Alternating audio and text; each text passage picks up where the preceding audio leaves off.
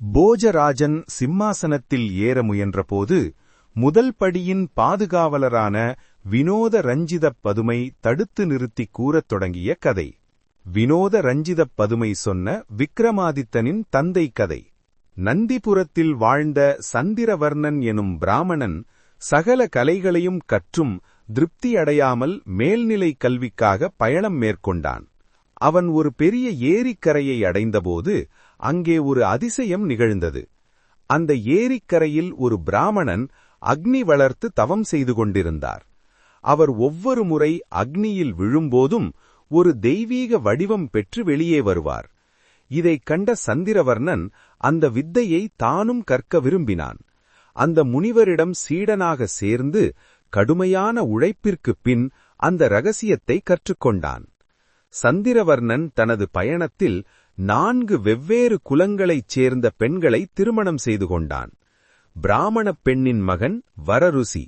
இவர் ஒரு மிகச்சிறந்த அறிஞராகவும் இலக்கண வல்லுநராகவும் திகழ்ந்தார். சத்திரிய பெண்ணின் மகன் விக்ரமாதித்தன்.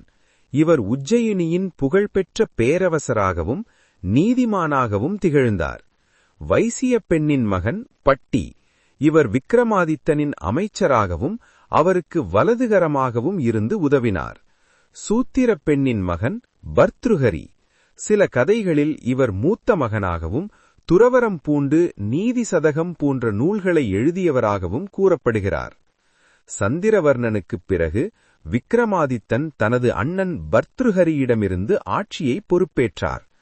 பட்டி என்னும் அமைச்சரின் துணையோடு தாரா நகரை தலைநகராகக் கொண்டு 2000 ஆண்டுகள் புராண கதைகளின்படி நீதி தவறாமல் ஆட்சி செய்தார். கதையை முடித்த வினோத ரஞ்சிதப் பதுமை போஜராஜனை பார்த்து கேட்டது. போஜராஜரே, விக்ரமாதித்தனின் தந்தை கல்வியின் மீதும் தேடலின் மீதும் அத்தனை ஆர்வம் கொண்டவராக இருந்தார். விக்ரமாதித்தனோ இத்தனை ஆற்றல்மிக்க சகோதரர்களுடன் இணைந்து தார்மீகமாக ஆட்சி செய்தார்.